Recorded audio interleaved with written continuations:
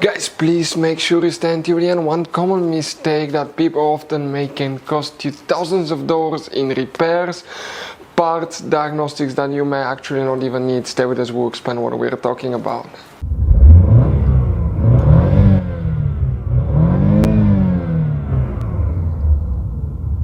Hey guys, welcome back to Electrical Car Repair Life. Thank you guys for watching and subscribing to the channel. Today will be super helpful video to any of you having a Chevy Tahoe or Chevy Suburban, that generation here from year 2014 to year 2020. If you have one of those, you have a problem where your Chevy Tahoe, Chevy Suburban does not start, cannot start after Jumpstart. Let's say you use jumper cables or the Jumpstart packs, one of those like here, and the vehicle doesn't start now. You wonder what causes that. It could be simple fix. Stay with us, we'll explain about that. We'll explain where you can buy cheap parts, tools, at a good price, quick shipping. That way do not waste money and time. All that will be covered absolutely free for your convenience. Please make sure you stay until the end. So before we start, guys, let us tell you a little bit about us. Every single car we get here at the garage, we try to make at least 200 to 300 free repair videos. We take them, guys, completely apart. We show you how to fix engines, transmissions, bodywork, guys, engine codes, transmission codes, fuses, relays, as well, guys. Why we do all that? Because our mission in the shop is to save as much money as we can. All we need in return, please subscribe to the channel, like the video. That way we can keep making these free videos. Guys, we have more than 15,000 free repair videos on our YouTube channels that can save you thousands of dollars in future repairs. And if you guys need to buy any parts, tools at a good price, quick shipping, that way do not waste money and time. We'll put the link in the description of the video below for your convenience. Please check it out. So guys, if you have a Chevy Tahoe, Chevy Suburban that does not start after a jump start, guys, you wonder what causes that. The first thing that you need to check is some major fuses.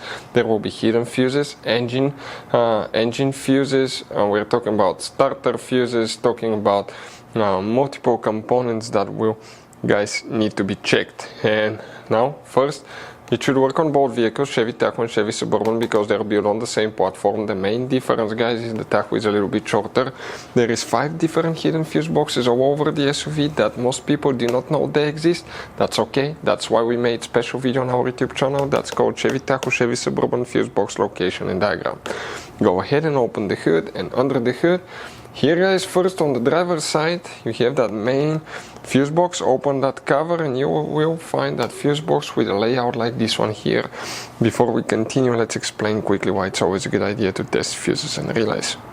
It is, guys, very important to test fuses and relays. On those fuses you cannot clearly see if they're burnt or not, especially you can see in the J-case fuses as well.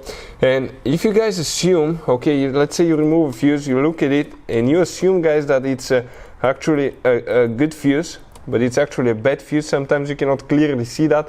What can easily happen, guys, at that point, you can put the bad fuse in and you start replacing parts and tools that you don't need to, so you lose your time, you lose your money to fix a problem that doesn't exist, when all we had to do is test the fuse and replace it. We'll put a link to a special video that will teach you how to test fuses, how to check relays very easily as well, guys. So check it out, it will be in the description of the video below. Here, guys, what we need to check. So specifically, guys, okay, we will check multiple fuses. The first one that we need to check is fuse number 74. We're talking about that fuse right here. Then you need to check fuse number 87, 88, 89, 90, 91. All these 5 fuses in a row will need to be checked.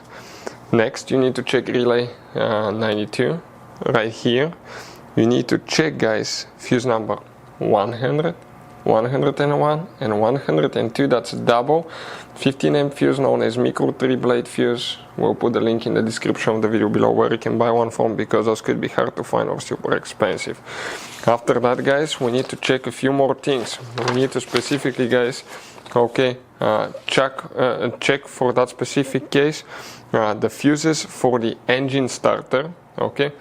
Next, we need to check, guys, fuse 104, that's the engine starter fuses, and you need to check relay 112. After that, guys, there is something else that you need to check.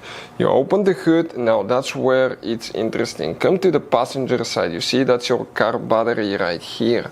On top of it you have one box. That box now, guys, that's the positive terminal cable here, and that's integrated fuse box right here. If you look from the top view, it looks like this one here. Here you have 1, 2, 3, 4, 5, 6 fuses. You may have a bad fuse right there that causes, okay, the Chevy Tahoe, Chevy Suburban not to start.